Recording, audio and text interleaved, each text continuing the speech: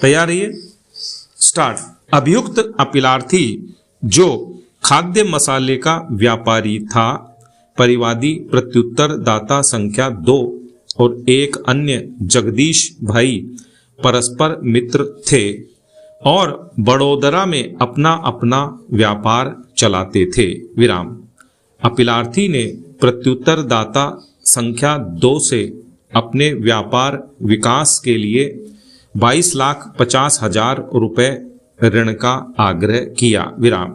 प्रत्युत्तर दाता संख्या 2 ने जैसे तैसे व्यवस्था करके अपीलार्थी को उक्त ऋण धनराशि प्रदान की, जिसका भुगतान शीघ्र करने के लिए अपीलार्थी ने एक वचन पत्र स्टाम्प पेपर दिया। विराम। ऋण भुगतान के लिए अपीलार्थी ने विभिन्न तारीखों के 7 चेक प्रत्युत्तर दाता संख्या 2 के पक्ष में जारी किए। विराम। Cheque corporation bank Alkapuri Vadodara Gujarat शाखा पर जारी किए गए थे, जो अपर्याप्त धनराशि अथवा खाता बंद के पृष्ठांकन के साथ वापस आ गए। विराम।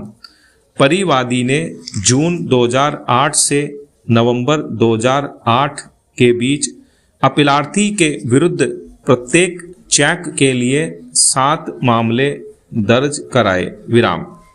जवाब में अपीलार्थी ने कथन किया कि उसने परिवादी से न तो कोई ऐसा समव्यवहार किया था और न ही उसने परिवादी के पक्ष में कोई चेक जारी किया और न ही उसने स्टाम्प पेपर पर कोई वचन पत्र निष्पादित किया। विराम। फिर भी उसने कोई साक्ष्य पेश नहीं की। विराम। विचारण न्यायालय ने निर्णय दिनांक 9/6/2017 के द्वारा परिवादी के सभी मामले यह अभिनिश्चित करते हुए निरस्त कर दिए कि परिवादी चेक धनराशि एवं अपीलार्थी को दिए गए ऋण धनराशि को सभी संदेहों से परे साबित करने में विफल रहा। विराम।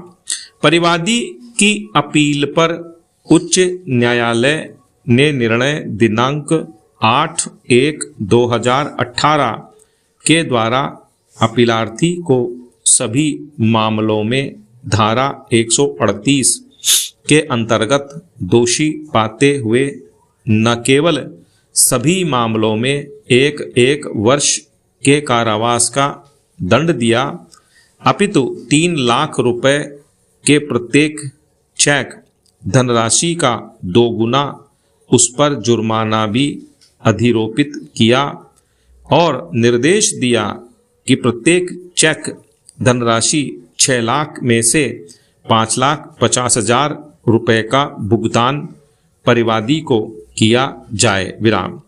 अपीलार्थी ने इस आदेश के विरुद्ध उच्चतम न्यायालय में अपील की। विराम। उच्चतम न्यायालय के समक्ष मुख्य विचारणीय प्रश्न था कि क्या उच्च न्यायालय परक्राम्य लिखत अधिनियम 1881 की धारा 118 एवं 139 के अंतर्गत उपधारणा के अधीन अपीलार्थी को धारा 138 के अंतर्गत दोष सिद्ध करने में न्यायोचित था। विराम। पैरा। निर्णय 1। प्रश्नगत विषय पर निष्कर्ष देने के लिए अधिनियम की धारा 118, 139 एवं 138 के उपबंधों का अवलोकन आवश्यक है, जो इस प्रकार है। पैरा 2। धारा 118 परक्राम्य लिखत के बारे में उपधारणाएं जब तक कि प्रतिकूल साबित नहीं कर दिया जाता निम्नलिखित उपधारणाएं की जाएंगी। पैरा क।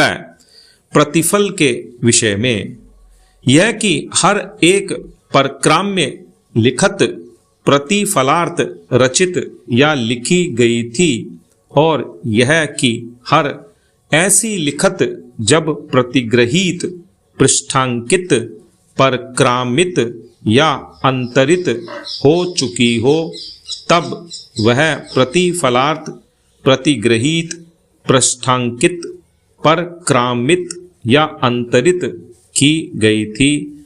विराम। पैरा। ख। तारीख के बारे में। यह कि ऐसी हर परक्राम्य लिखत जिस पर तारीख पड़ी है, ऐसी तारीख को रचित या लिखी गई थी। पैरा। ग। प्रतिग्रहण के समय के बारे में। यह कि हर प्रतिग्रहित विनिमय पत्र उसकी तारीख के पश्चात युक्तियुक्त समय के अंदर और उसकी परिपक्वता के पूर्व प्रतिग्रहित किया गया था। विराम। पैरा। घ। अंतरण के समय के बारे में। यह कि परक्राम्य लिखत का हर अंतरण उसकी परिपक्वता के पूर्व किया गया था। पैरा। खाली न। पृष्ठांकनों के क्रम के बारे में। यह कि परक्राम्य लिखत पर विद्यमान पृष्ठांकन उस क्रम में किए गए थे जिसमें वे उस पर विद्यमान हैं। पैरा। च। स्टाम्प के बारे में। यह कि खोया गया वचन पत्र, विनिमय पत्र या चेक सम्यक रूप से स्टाम्पित था। पैरा। 6। यह कि धारक सम्यक अनुक्रम धारक है। यह कि परक्राम्य लिखत का धारक सम्यक अनुक्रम धारक है, परंतु जहाँ की लिखत उसके विधिपूर्ण स्वामी से या उसकी विधिपूर्ण अभिरक्षा रखने वाले किसी व्यक्ति से अपराध या कपट द्वारा अभिप्राप्त की गई है। विराम।